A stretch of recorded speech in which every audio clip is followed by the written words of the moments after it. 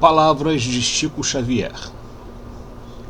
Quando cada um de nós transformar-se em livro atuante e vivo de lições para quantos nos observam o exemplo, as fronteiras da interpretação religiosa cederão lugar à nova era de fraternidade e paz que estamos esperando. Brilhar. Assim, resplandeça a vossa luz diante dos homens, para que vejam as vossas boas obras e glorifiquem o vosso Pai que está nos céus. Jesus está em Mateus, capítulo 5, versículo 16. Admitem muitos aprendizes que brilhar será adquirir destacada posição em serviço de inteligência no campo da fé. Realmente, excluir a cultura espiritual em seus diversos ângulos da posição luminosa a que todos devemos aspirar seria arrematada insensatez. Aprender sempre para melhor conhecer e servir é a destinação de quem se consagra fielmente ao Mestre Divino. Urge, no entanto, compreender, no imediatismo da experiência humana, que se o Salvador recomendou aos discípulos brilhassem à frente dos homens, não se esqueceu de acrescentar que essa claridade deveria resplandecer de tal maneira que eles nos vejam as boas obras, rendendo graças ao Pai em forma de alegria com a nossa presença. Ninguém se iluda com os fogos fátuos do intelectualismo artificioso. Ensinemos o caminho da redenção, tracemos programas salvadores onde estivermos. Brilhe a luz do Evangelho em nossa boca ou em nossa frase escrita, mas permaneçamos convencidos de que, se esses clarões não descortinam as nossas boas obras, seremos invariavelmente recebidos no ouvido alheio e no alheio entendimento, entre a expectação e a desconfiança, porque somente em fundido pensamento, verbo e ação, no ensinamento do Cristo Jesus, haverá em torno de nós glorificação construtiva ao nosso Pai que está nos céus. Mensagem extraída do livro Vinha de Luz, ditada pelo Espírito Emmanuel. Jesus, Mestre amado, mais uma vez agradecemos a Ti a oportunidade deste trabalho. Pedimos, Senhor, que possamos ser orientados pelos nossos mentores, pelos mentores deste trabalho, para que possamos traduzir das palavras do Mestre, traduzir das orientações dos Espíritos, traduzir do trabalho de Kardec, tudo aquilo necessário ao nosso aprimoramento. Se conosco, Senhor, agora e sempre. Bom dia, boa tarde, boa noite. Nos coube estudar hoje o capítulo 10º de O Evangelho segundo o Espiritismo, cujo título é Bem-aventurados os que são misericordiosos, particularmente as instruções dos Espíritos. Este capítulo tem como subitens os seguintes temas: perdoai para que Deus vos perdoe, reconciliação com os adversários, o sacrifício mais agradável a Deus, o argueiro e a trave no olho, e não julguei para não ser julgado. Atire a primeira pedra aquele que estiver sem pecado. A nossa tarefa aqui hoje vai ser trazer o pensamento de alguns espíritos, colaboradores de Kardec no trabalho, de cada um desses itens constantes no livro, né? E esses colaboradores são os espíritos Simeão, Paulo, José, Dufetre e São Luís. Mas como introdução, e também para ilustrar alguns pontos à frente, nós vamos recorrer ao Antigo Testamento. E diz assim o trecho que nós separamos: E disse o Senhor a Caim: Onde está Abel, teu irmão? Ele disse: Não sei. Sou eu o guardador do meu irmão? E disse Deus: Que fizestes? A voz do sangue do teu irmão clama a mim desde a terra. E agora maldito és tu desde a terra que abriu a sua boca para receber da tua mão o sangue do teu irmão. Quando lavrares a terra, não mais te dará a sua força. Fugitivo e errante serás na terra. Então disse Caim ao Senhor: É maior a minha maldade que a que possa ser perdoada. Eis que hoje me lanças da face da terra, e da tua face me esconderei. E serei fugitivo e errante na terra. E será que todo aquele que me achar me matará. O Senhor, porém, disse-lhe: Portanto, qualquer que matar a Caim, 7 vezes será castigado. E pôs o Senhor um sinal em Caim, para que não o ferisse qualquer que o achasse. E saiu Caim de diante da face do Senhor, e habitou na terra de Nod, da banda do oriente do Éden. Em seguida, o texto vem com a descendência de Caim, e mais à frente diz o seguinte: E disse Lameque. Lameque é um dos descendentes de Caim. E disse Lameque às suas mulheres, Ada e Zilá: Ouvi a minha voz. Vós, mulheres de Lameque, escutai o meu dito. Porque eu matei um jovem varão por me ferir, e um jovem por me pisar. Porque 7 vezes Caim será vingado, mas Lameque 70 vezes 7. Bem, inicialmente nós vamos analisar essa parte da conversa de Deus com Caim. Caim cometeu um erro, um crime, um dos maiores crimes perante a lei de Deus, que é tirar a vida física, né, de um irmão. Observemos que, à época dessa conversa, Moisés ainda não tinha estabelecido os 10 mandamentos. Mas a lei de Deus, evidentemente, ela é eterna e ela já estava valendo, né? E Deus, desse diálogo, esse Deus ainda é o Deus de Moisés, ainda é aquele Deus da guerra, ainda é o Deus cruel, ainda é o Deus parcial, ainda era o Deus que castigava. Mas mesmo assim, Deus dá uma oportunidade a Caim. E na frase que ele coloca, qualquer que matar Caim, ele está definindo que apenas ele, Deus, tem esse direito. Apenas a ele esse direito é dado, ou seja, tirar a vida física de um ser humano. E estabelece, figuradamente, com 7 vezes 7, que a pena será continuada. Porém, mesmo parecendo uma antítese, né, um contrassenso, melhor dizendo, ela terá fim. O texto bíblico, ele não quer estabelecer um número exato de vezes de castigo, ou de encarnações, né, que o culpado pagará, vamos dizer assim. 7 vezes, ele é um número aleatório, é um número utilizado por quem escreveu o texto. Ele poderia ser 10, 15, 2 ou qualquer outro.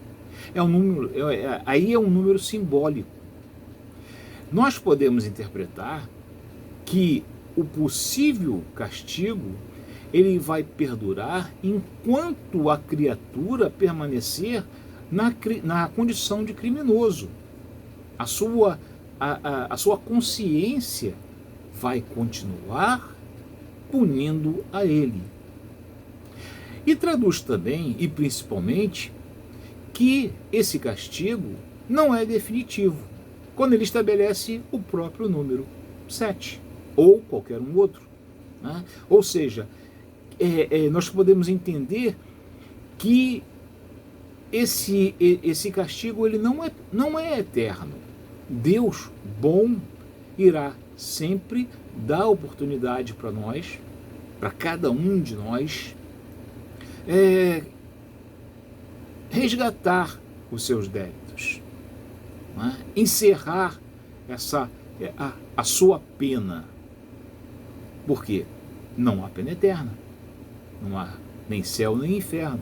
Há sim a continuidade da vida espiritual, mas com o espírito atingindo um grau de conhecimento moral e intelectual que fará cessar exatamente essa punição, vamos dizer assim. Um outro ponto que nós queremos destacar é que Deus não deixou de aplicar uma pena a Caim, mesmo dizendo que aqueles que encontrassem e ferissem Caim seriam castigados. A pena a Caim existiu, porque ele precisava ser punido pela falta que ele cometeu. Então, aquela permanência no local onde ele se encontrava, arando a terra, vivendo tranquilamente, ela foi interrompida. E ele deveria deixar aquele local. Então, quando Deus disse, quando lavrares a terra, não te dará mais a sua força, fugitivo e errante serás na terra. Então, essa seria a punição de Caim. Ele iria sair daquele local, iria passar a espírito, a errante na terra, melhor dizendo. Né? Então daí nós tiramos uma primeira lição. A justiça divina, ela é perfeita. Um segundo ponto, nós podemos citar que desde o início dos tempos, o homem ele escraviza seus semelhantes. Então, quer derrotados nas batalhas, ou quando se invade, ou melhor, se invadia, né, uma terra, quer subordinado, dependente por ofício, né, um patrão mais severo, né, que escraviza, entre aspas, o seu funcionário, fazendo ir além das próprias obrigações, não é? Quer dependente de uma chantagem também. Alguém pode escravizar alguém através de uma chantagem. Não importa se da mesma etnia ou de uma etnia diversa da sua, quer pelos motivos de preservação lá atrás, né, quando nós estávamos ligados ainda puramente ao instinto, quando uma tribo lutava com a outra e aqueles que perdiam seriam escravizados na sua para as tarefas do grupo, em benefício do grupo vencedor, né? E até mesmo depois que nós atingimos um certo grau de desenvolvimento moral e de conhecimento, nós continuamos escravizando os nossos irmãos. Continuou acontecendo. Né? Nos séculos próximos à estada de Jesus entre nós, a sociedade romana ela mantinha escravos até mesmo para educar os seus filhos, para todas as tarefas, porque eles acreditavam que o trabalho não era digno e eles se entregavam a uma vida de ócio. Os senadores romanos também, que eram aqueles que tinham o poder de legislar e de julgar, eles às vezes por simples vingança, eles enviavam às prisões e às galés aquelas pessoas que não comungavam com as suas ideias, aquelas pessoas que iam contra os seus interesses, por vingança, né? Ou por interesse espúrio, de qualquer maneira, essas pessoas poderiam ser presas a qualquer momento. Mais um exemplo também que a gente pode trazer, já na sociedade mais moderna, os judeus também eram delatados aos nazistas, tanto pela ignorância daqueles que acreditavam no regime nazista, quanto por alguns deles que tinham alguma querela, né, algum problema ali na vizinhança, ou até um interesse financeiro, né, ou pessoal. O que ele fazia? Ele denunciava aquela pessoa como judeu ou como contra o regime. Né? Mas o homem ele evolui sempre, né? E a sociedade também evolui. Principalmente através daqueles homens de gênios que Kardec cita na Gênesis, né? Aqueles que trazem uma mensagem nova, conhecimentos novos. Então nós já dissemos que em outras oportunidades, aqui ou em palestras, nós já citamos a lei de Talião para exemplificar essa evolução da sociedade, né? O que previa a lei de Talião? Ela previa uma igualdade na intensidade da pena. A falta cometida teria uma intensidade na pena, melhor dizendo, porque antes havia uma desproporcional quantidade entre o crime e a pena. Antes, se alguém tinha, por exemplo, um parente assassinado, ele ia à família do assassino e matava a família inteira. Se ele tinha a sua ovelha furtada, ele ia e furtava, né, pegava para si o rebanho inteiro daquela pessoa que fez, o que cometeu o primeiro roubo. Né? Então, essa lei, por mais absurda que possa ser, ela vem delimitar vem colocar, como nós dissemos, um equilíbrio entre o delito e a pena. Então isso já é uma evolução. Então isso que se praticava antes, tanto dessa lei de Talião, quanto nos outros exemplos que nós dissemos, era a vingança. Então nós tiramos aí uma segunda lição.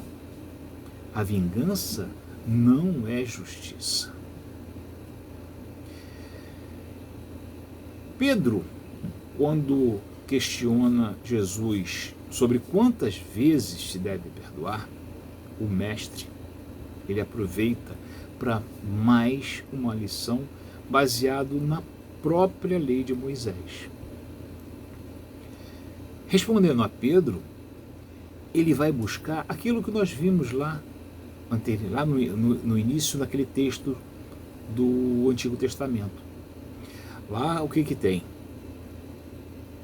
7 vezes o castigo e depois 70 vezes 7.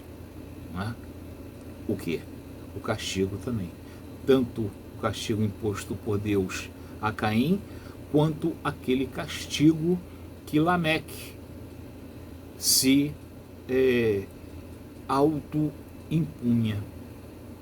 Então Jesus, o que Jesus fez? Ele utilizou aquele texto para dar um ensinamento a Pedro. Então, ele traz o quê? Se aquele Deus anterior, ainda o Deus do exército, punia 7 vezes, o Deus que o mestre trazia transformaria aquela punição em perdão. 7 vezes. Não, ou melhor, não 7 vezes, mas 70 vezes 7. Olha só, ele vai buscar lá naquele texto anterior. O mestre, Jesus, ele não veio, modificar a lei. Ele mesmo disse isso. Ele veio dar cumprimento a ela, efetivamente. Não aquela lei do Deus colérico. E com isso, principalmente, ele vem modificar a visão que nós tínhamos de Deus. Em vez do Deus dos exércitos, ele nos traz o quê? O Deus Pai, o Deus bom. E usa sabedoria nas suas palavras. Ele, como dissemos, ele vai mais além quando ele evoca a punição de 70 vezes 7, também constante lá no Antigo Testamento, onde Lameque, descendente de Caim, aceita ser punido dessa forma. Então lá é punição, aqui com Jesus é perdão. Então ele transforma o castigo, a punição de 70 vezes 7 em 70 vezes 7 de perdão. Mas nós podemos também tirar uma outra lição daquele trecho em que Lameque fala às suas mulheres. Ali a visão de Lameque, ela faz refletir um avanço necessário ao ser humano. Lameque, sabendo-se culpado, que ele assassinou, ele diz lá um jovem, outro que o pesou, etc. Então ele diz o seguinte, ele sabendo-se culpado do assassínio e da violência, ele se proclamou em maior pecado que Caim. Ou seja, ele diminui a culpa de Caim, com isso ele está se mostrando indulgente com Caim,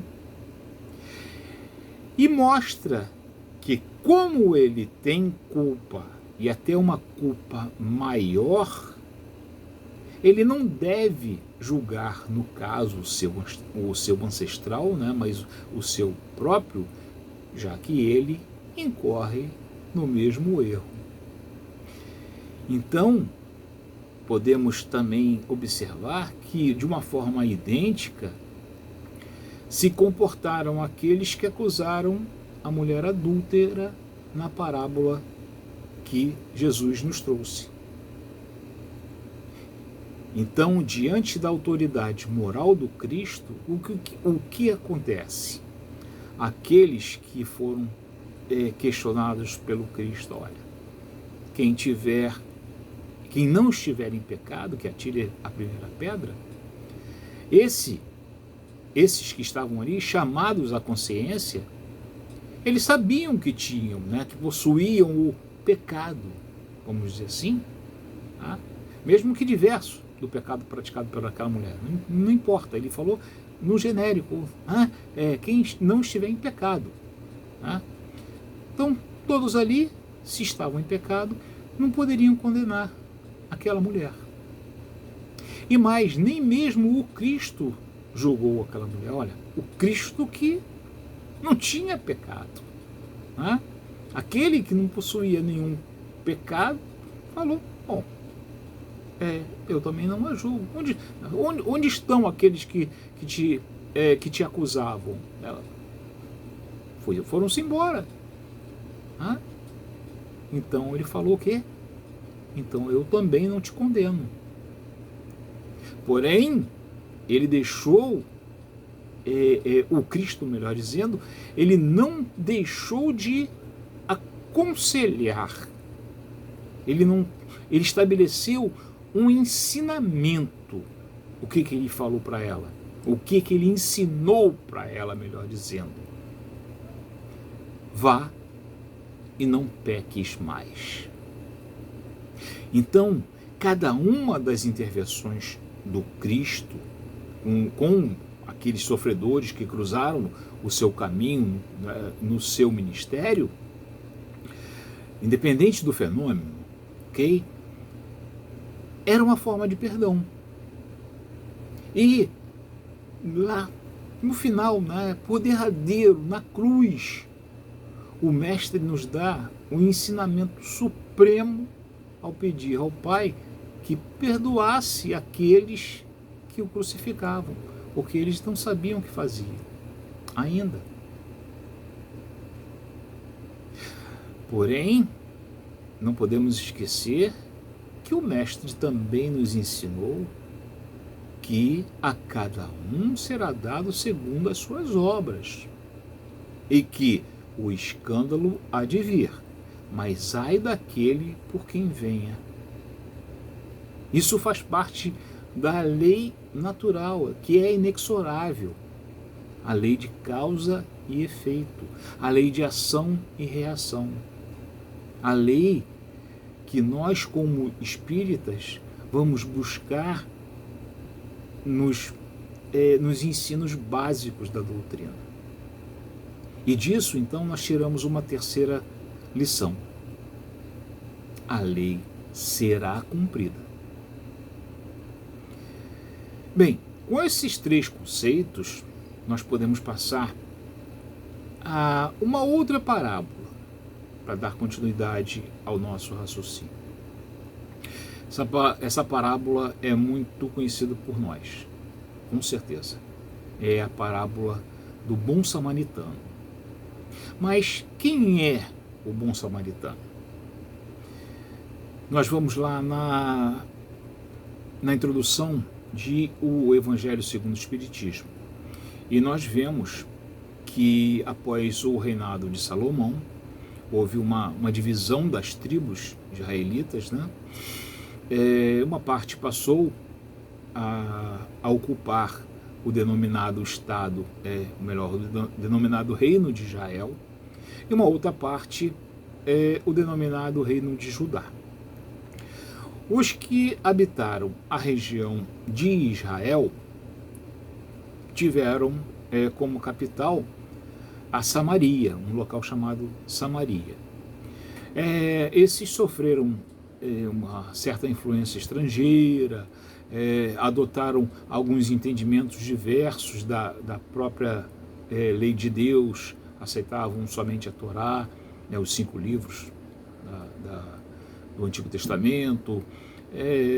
Então, para os judeus ortodoxos, eles eram hereges, né? Os samaritanos eram hereges, e muitas dissensões aconteciam entre eles, né? Eles se evitavam, vamos dizer assim, né? Então, para os judeus, os samaritanos não cumpriam a lei de Deus. Eles estavam, portanto, errados, né? Para eles, né? Para os judeus, os samaritanos estavam errados. E nós temos que lembrar que Jesus, ele tratava com judeus. Ele era judeu também, né? Mas tratava com judeus também. Além de outros, claro, tratava com gentios também, mas basicamente tratava com judeus, né? Então, num determinado momento, Jesus foi perguntado por um doutor da lei sobre a vida eterna. Como é que deveria ser? O que ele, né, o doutor da lei, pergunta: mestre, como eu vou conseguir a vida eterna? Aí Jesus responde com uma outra pergunta. Ele pergunta a ele: o que está escrito na lei mosaica? Como conhecedor da lei, o doutor da lei vai responder, né? Amará o seu Deus nós estamos acostumados a amar a Deus sobre todas as coisas e ao próximo a si mesmo, né? Mas na realidade o texto é: amará o Senhor teu Deus de todo o coração, de toda a tua alma, com toda a tua força, com toda a tua mente, e ao teu próximo como a ti mesmo. Bem, como ele respondeu acertadamente, Jesus orientou: então, faze isto e viverás. Ou seja, cumprindo a lei, dentro desses mandamentos, o doutor da lei conquistaria a vida eterna. E quem é o doutor da lei? Quem é aquele rabino? Ele é a pessoa que tinha por função estudar a lei, interpretar essa lei e ensinar essa lei ao povo. Aqueles que não tinham, que nem sabiam ler, né? Mas aqueles que não tinham acesso à lei escrita, à letra. Né? E dizer como o povo deveria cumprir essa lei. Mas o mais importante aqui é que ele também deveria cumprir o que ele ensinava. Então, o doutor da lei, ele conhecia a lei, mas com certeza ele não estava cumprindo. Né? E ele sabia, ou melhor, sabendo ali na parábola, né? Ou melhor, ali naquele momento em que Jesus está com eles, ele sabia que Jesus sabia que ele não cumpria a lei. E se ele não cumpria a lei, como é que ele poderia cobrar dos seus seguidores? Então, dentro do seu entendimento, né, do entendimento do doutor da lei, bastava apenas um ritual, né, tudo aquilo que eles faziam, né, ensinar e tudo, mas cumprir. Será que eles cumpriam? E ele será ali cumprir? Ele não, com certeza. Né? Qual a sua relação com o próximo, então? Será que estaria ele amando o próximo e tratando como gostaria que fosse tratado? E aí querendo se justificar junto a Jesus, né? Porque ele não cumpria a lei, ele vai e efetua uma nova pergunta ao mestre. E quem é meu próximo? Jesus então apresenta a ele e aos presentes naquele momento ali o que nós chamamos de a parábola do bom samaritano. E os personagens ali são um homem não identificado, né, que foi assaltado e espancado por assaltantes, um sacerdote que descia por aquele mesmo caminho que o homem fazia, onde estava o homem assaltado, caído, né, e que, ao ver, passou pelo outro lado, desviou do homem e seguiu o seu caminho. Um levita, aquele que aqui representa o materialista, né? E finalmente um samaritano que estava viajando também por aquela estrada. E esse se compadece daquele homem caído, ata os seus ferimentos, né? Derrama óleo e vinho, né? Faz um curativo, coloca o homem sobre seu cavalo, leva o homem para uma hospedaria, né? Cuida dele nessa hospedaria, e quando segue viagem ainda paga a hospedagem daquele homem e ainda avisa: olha, quando eu voltar, se precisar de mais dinheiro, se for você tiver mais custos com ele, eu vou te ressarcir.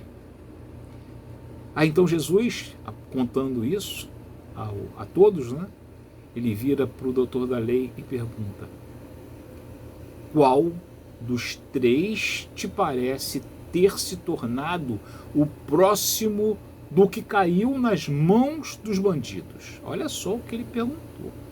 Tá? Qual dos três te parece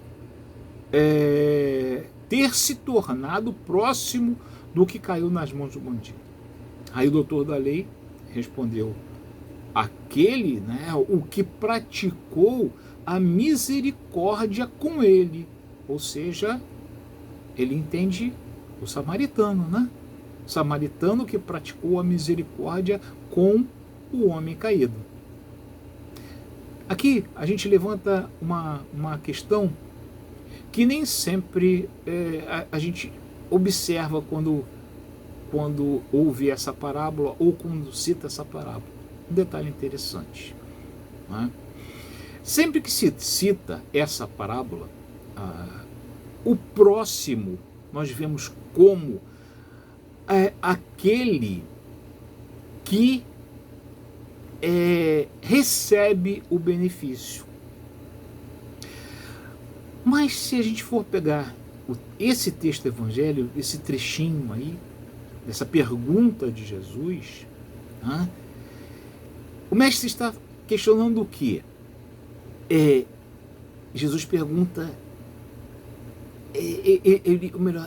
ele visa imediatamente, na nossa visão, ele visa aquele que se tornou o próximo. Essas são as palavras. Aquele que se tornou o próximo. Quem é? Então, na nossa visão, nós costumeiramente damos maior importância àquele que é agraciado.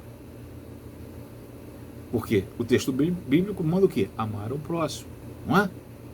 Então, levando a crer que a figura mais importante é aquele que recebe.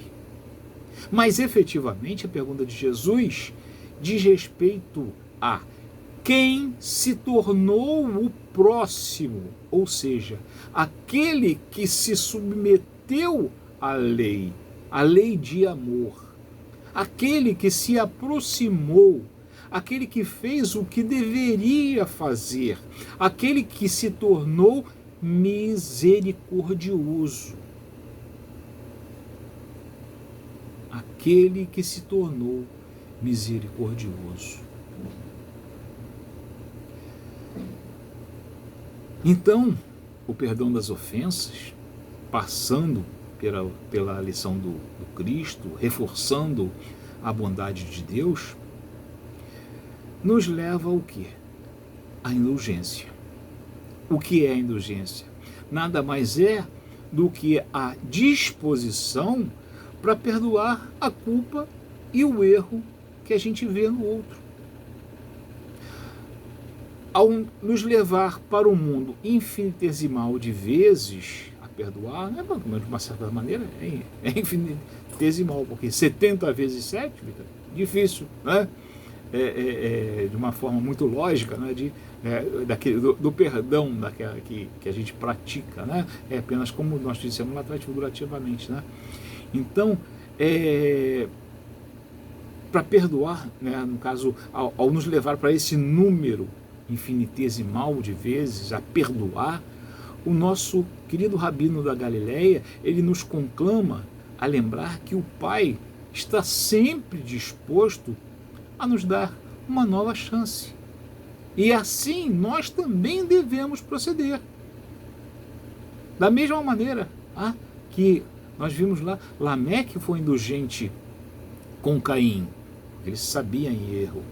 Então, ele se mostrou misericordioso com Caim. Ele, sabendo sem culpa, eu não vou condenar Caim. Eu que estou em culpa maior, eu preciso se condenar. Então aqui também, continuando esse raciocínio, então nós devemos proceder assim. Essa é uma lição importante. Os espíritos consoladores, perdão, os espíritos colaboradores de Kardec, no livro, né, nesse capítulo particularmente, um deles nos orienta que a indulgência, ela nos permite não ver os defeitos dos outros. Evidentemente que a maioria de nós ainda os vê. Né? Então, nós vemos mesmo que eles só existam, às vezes, só na nossa visão limitada. Às vezes nem é erro. Nós que entendemos que é erro. Mas a continuidade do texto que a gente vai lendo aqui no Evangelho segundo o Espiritismo, esse irmão nos encerra com uma sabedoria da indulgência. Ele diz assim: se os virmos, temos que evitar falar deles ou de divulgá-los. Ele alerta ainda que a indulgência somente permite se ocupar com os maus atos de alguém se for para prestar um serviço. Mas aí a forma como nós devemos abordar esse assunto, ela deve ser fraternal, sem censuras, de uma forma aconselhadora, como o Cristo exemplificou lá na mulher adúltera. Não é? O Espírito José, continuando aqui no capítulo do Evangelho, ele orienta também que nós sejamos severos para conosco mesmo e indulgentes para com o próximo. Mas isso não quer dizer que nós devamos nos anular, nos condenar. Não é isso.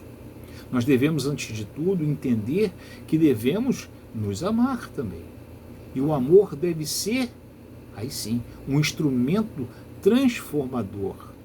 Nesse sentido, sim, nós devemos ter severidade.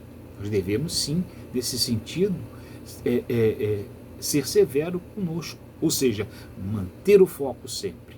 Exigir o máximo que nós possamos ser capazes de fazer para nos transformar. Essa que deve ser a severidade. Se manter, a severidade de se manter nessa linha. Aí nós podemos lembrar da oração que diz: Senhor, dá-me a serenidade de aceitar tudo aquilo que não pode ser mudado. Me dá a força, Senhor, para mudar tudo o que pode ser e deve ser mudado. Mas, acima de tudo, dá-me sabedoria para distinguir uma coisa da outra. Não é? E na oração dominical, Jesus nos ensina o quê? A clamar a Deus que nos perdoe como temos perdoado aqueles que nos ofendem. Então, disso nós podemos tirar duas reflexões a respeito desse texto. E quem garante que, pedindo esse perdão para nós, como perdoamos a quem nos ofendeu, quem garante que no curso dos séculos o iniciador desse processo de desavença não fomos nós mesmos? Quem garante que o algoz que age hoje contra nós não está impelido por um sentimento doentio de vingança? Ao perdoarmos um inimigo, nesse processo, nós poderemos estar iniciando, com certeza, nós estaremos iniciando um pedido de perdão ao inimigo, ao desafeto. Mesmo que ele, inicialmente, ele não entenda isso. Aí vem uma pergunta. É lícito pedir a Deus que esqueça a nossa ofensa? Quando pedimos isto a Ele, nós não estamos pedindo que Ele esqueça. Nós estamos implorando a sua bondade e que nós entendamos o nosso erro para não reincidir nele. Nós lembra lá no trecho do Antigo Testamento, que nós frisamos que Deus ele manteve a pena a Caim, que errou, não é? Ou o que ele fez? Tirou Caim daquele local. Não é? Para quê? Para que Caim aprendesse.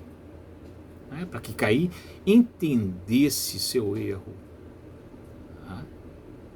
Se no nosso caminho evolutivo nos for permitido tudo, sem responsabilidade, nós jamais evoluiremos. Nós vamos ficar estagnados. A vitória que nós alcançamos com o erro é justamente um ensinamento que nós tiramos desse erro para que a gente não o repita. Mas espera aí, Jacovazzo. Então, todo o capítulo do Evangelho segundo o Espiritismo fala que nós devemos perdoar sempre e ser indulgente, mas isso não é concorrer para o erro dos outros, não é aceitar o mal, não é ir contra a perfeição de Deus, que é todo bem. Então lá no finalzinho, o último subitem, Kardec encerra o capítulo com uma pergunta: é permitido repreender os outros, notar as imperfeições de outrem e divulgar o mal de outrem? Então aqui nós temos 3 situações. Primeira situação: ninguém sendo perfeito, seguir-se-á que ninguém tem o direito de repreender o próximo? Continua o livro. Certamente que não é essa a conclusão a tirar-se, porquanto cada um de vós deve trabalhar pelo progresso de todos, e sobretudo daqueles cuja tutela os foi confiada. Olha só. Então nós não temos o direito de deixar de corrigir uma ação errada, por exemplo, dos nossos filhos. Eles nos foram entregues por Deus para que nós os guiemos. E isso será cobrado futuramente. De uma mesma forma, aqueles que estão sob o nosso dever funcional, com outro exemplo, né? Se eles erram em determinado serviço, nós temos a obrigação de ensinar a fazer corretamente. Os nossos amigos também é obrigação, justamente por ser amigo, né? Nós devemos alertar quando eles agem incorretamente, para que eles não se prejudiquem ou sejam prejudicados por outrem. São nossos amigos, né? Mas São Luís, ele nos alerta nesse ponto. Por isso mesmo, deveis fazê-lo com moderação, para um fim útil, e não, como as mais das vezes, pelo prazer de denegrir. Olha a diferença. Nesse último caso, a repreensão seria uma maldade. No primeiro, é um dever de caridade. É um dever de caridade que manda seja cumprido com todo o cuidado possível. Ademais, a censura que alguém faça a outrem deve ao mesmo tempo dirigi-la a si próprio, procurando saber se não a terá merecido. diz São Luís. A segunda situação. Será repreensível notarem-se as imperfeições dos outros, quando daí nenhum proveito possa resultar para eles, uma vez que não sejam divulgados? Tudo depende da intenção, continua o Espírito. De certo, a ninguém é defeso ver mal quando ele existe. Então ninguém pode ignorar o mal quando ele existe. Continua o livro. Fora mesmo inconveniente ver em toda parte só o bem. Então seria uma situação utópica, né? uma situação que não traz nenhum bem, não traz progresso, né? Aquela vida de poliana, tudo bem, tudo maravilhoso, né? Inconveniente porque vai trazer algum problema em algum momento. Semelhante ilusão prejudicaria o progresso.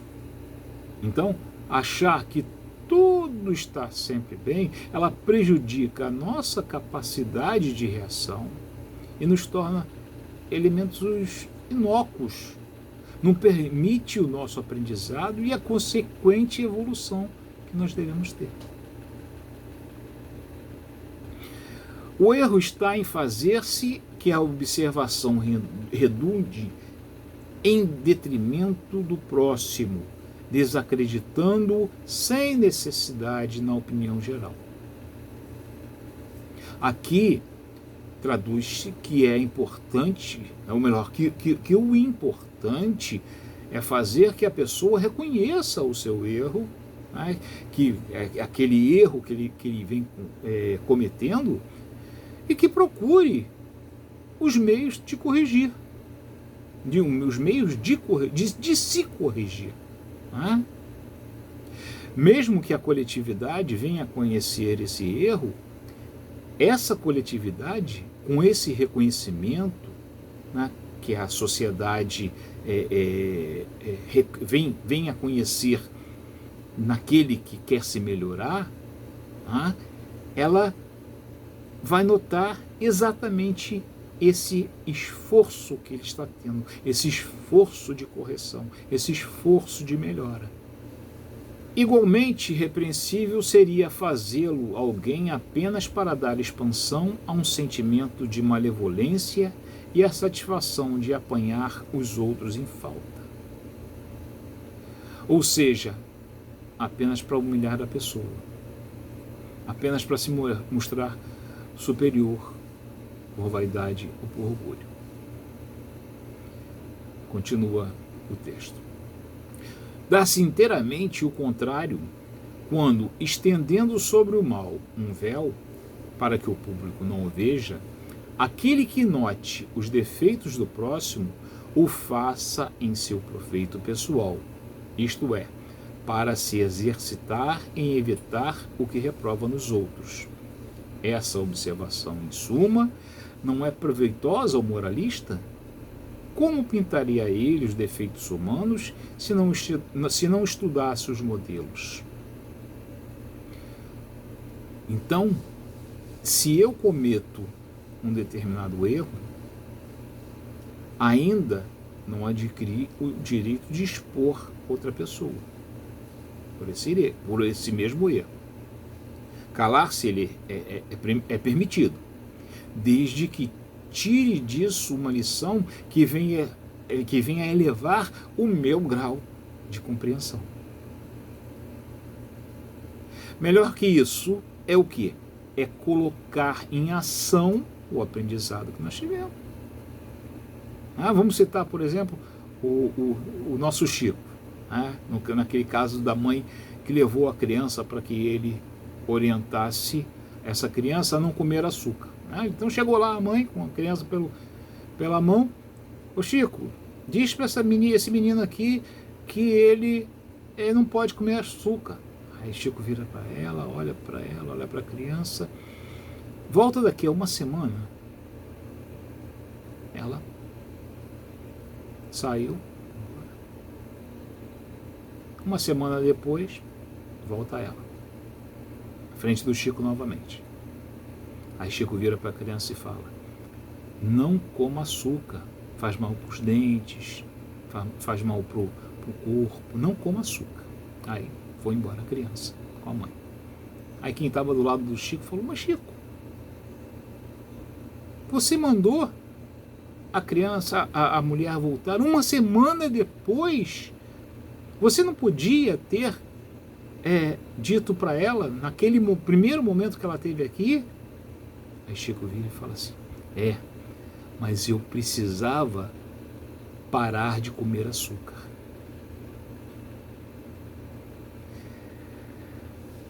E uma terceira situação: haverá casos, pergunta, continua o Espírito, haverá casos em que convenha se desvende o mal de outrem? É muito delicada essa questão, e para resolvê-la, necessário se torna apelar para a caridade bem compreendida. Se as imperfeições de uma pessoa só a ela prejudicam, nenhuma utilidade haverá nunca em divulgá-la. Se, porém, podem acarretar prejuízo a terceiros, deve-se atender de preferência ao interesse do maior número. Segundo as circunstâncias, desmascarar a hipocrisia e a mentira pode constituir um dever, pois mais vale caia um homem do que virem muitos a ser suas vítimas. Em tal caso, deve-se pesar a soma das vantagens e dos inconvenientes. São Luís. A própria lei dos homens, ela faz assim, com todos os erros que ainda tem, ela faz assim. Aquela que rege a sociedade, ela tem esse papel. Os interesses coletivos na lei, eles sobrepõem os interesses individuais. E a própria lógica nos mostra isso, Então, devemos, para o bem coletivo, para o bem comum. Mas nós às vezes ficamos assim, o ser humano, Um exemplo, sei lá, nós já vemos aí alguém roubando fios, roubando aqueles fios de telefone. Qual é o nosso dever? Chamar a polícia. Peraí, mas vamos analisar. Se a gente está correndo o risco ali naquele momento, a lei de conservação, vamos nos preservar naquele momento, porque o malfeitor, ele pode nos ferir. Estou fazendo apenas uma análise, estou passando uma análise, uma oportunidade de se parar para pensar, Mas pode ser também um erro de conceito. Está lá roubando o fio, aí nós aqui, tadinho, está roubando porque precisa comer. Ora, gente, roubar é crime. E orgulhoso é aquele que vai roubar porque não quer, no seu orgulho, não quer pedir, se não puder trabalhar, evidentemente. É tudo análise, tudo devemos analisar. Ou então, apenas o descaso. A gente passa a ver a pessoa fazendo uma coisa errada, sabe que está prejudicando a sociedade. Esse exemplo que eu estou dando, claro, ali está se prejudicando a muita gente. Eu estou dando como exemplo, apenas para a gente fazer realmente uma análise. Ou então, simplesmente por descaso. Isso é um outro erro nosso. Dá trabalho, não é da minha conta. É dever do governo. Ou então, o fio não é meu. Nessa questão do fio não é meu, o que é? Mas é da coletividade, é teu também. Então nós temos que analisar isso. Então, nós vemos aqui que os espíritos, eu dei esse exemplo só para mostrar que os espíritos não dizem que nós devemos passar a mão na cabeça de tudo. Não é isso. Nós devemos ser o quê? Indulgentes. tá? E devemos analisar a coisa muito bem analisada. Tá? Então, como conclusão, nós não podemos esquecer que em todas as bem-aventuranças trazidas por Jesus, existem duas partes: a sua apresentação e o que decorre delas. Bem-aventurados os misericordiosos, porque receberão misericórdia. Podemos ver, nós já falamos em outras oportunidades, né? Que em todas elas, bem-aventurados os mansos, pois herdarão a terra. Então tudo tem uma decorrência, de acordo com o nosso proceder. Né? Então, isso é o que nos traz o capítulo, os nossos espíritos colaboradores de Kardec, e pedimos ao Pai que nos ilumine sempre. Espíritas, amai-vos; espíritas, instruí-vos.